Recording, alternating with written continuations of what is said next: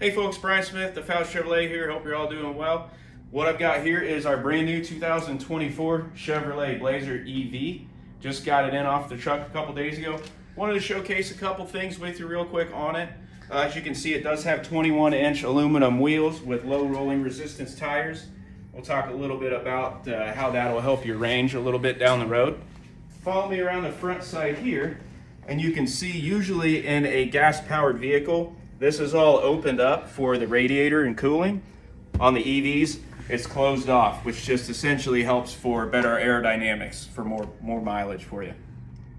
And as you can see, the whole front lights up in LED, so you can see the animation going out and in, kind of like the Knight Rider. Just a nice little touch that they have on these vehicles. So on over here on the passenger side, we have a couple nice features. With this being is that it's a Blazer RS model, it does have a power passenger seat as well. A lot of cars don't come standard with that, but the Blazer RS does. It also has lumbar adjust for your lower back, and it's got Alcantara suede on the seats as well, just for added comfort and convenience. As far as your passengers room go, this does have second row heated seats. It has vents in the back of the center console too, which is really nice so that people don't get too cold or too hot. And it's kind of hard to see in the dark, but there is two USB-C lightning chargers on the back of the center console too, so you can keep all your stuff charged up. As far as storage space goes, this does have almost 60 cubic feet of storage space with both seats folded down in the back. And I like to use as a rule of thumb for folks, 1 cubic foot is approximately the size of a basketball. So just think you could fit almost 60 basketballs in the back of this if you really wanted to. Now around the back here, open up the hatch. And I'm going to briefly cover the different levels of charging that's available. These all come with the Blazer. This is actually what you would hang on your wall in your garage for when you need to charge the car at home. And it's real simple. This is what plugs into the side of the car, and I'll show you that in just a second.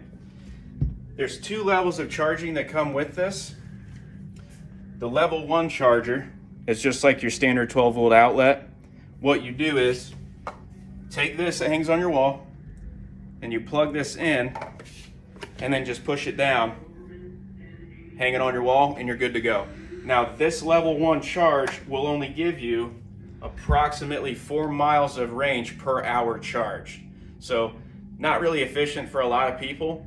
The real key is having the proper outlet installed in your wall by a certified technician, which we can help find one for you here, and using the level 2 charger. Now what this is, this plugs into a outlet that's like your dryer or your washer in your house, kind of the same outlet style. But what that does is that brings the charging up to approximately 30 miles per hour worth of charge. So for a lot of people, you take the car to work, you come home, you plug it in at the end of the night, and by morning you're all charged up and ready to go. So follow me around the side here. Speaking of charging, the range is a concern of a lot of people. On the all-wheel drive models on the Blazer, it's up to 279 miles. Some of them come in rear-wheel drive as well, and that can be up to 320 miles of range too. So that adds a little bit if it's not all-wheel drive. Now as far as where you plug it in to charge, it's very simple. This is where you would just pop the charger in, and this car does have a provision for the level 3, which is DC fast charging, and that can be used in public places. They have them right now. That can actually bring the charge amount up 70 miles of range within about 10 minutes. So I know a lot of the electric companies like Tesla and Chevy and Nissan are all working together to try to make it a level playing field so that there's a lot of cross compatibility between all of the makes, so that you can pretty much go anywhere down the road and charge your vehicle. So we'll head inside and I'll show you a couple cool things in the cabin. So now that we're inside, I'll show you a couple things that make owning an EV very convenient and easy to use. First and foremost, as long as you have the key in your pocket or your purse, and you hop in. To start it, all you have to do is just push the brake pedal in. There's no actual button on the dash that you have to touch. And all you do is put it in drive and you can take off. So up here on our 17.7-inch touchscreen display, there's a couple things I'll point out. One of them is the charging app. This is where you would go into to set your charge schedule. So when you go home at night and you come back in the morning, your car is going to be fully charged to your specifications and you can take right off. The target charge percentage that Chevrolet suggests would be the battery at 80%, which is about 225 miles of range on this one. And there's also a schedule that you can create on your own for all 7 days of the week. So you can tell it how high you want it to be charged at when you hop in. You can tell it when you want it to stop charging. And there's also a preconditioning setting on here that will actually be good for cold climates, to when you want to make sure the battery is heated up before you take off.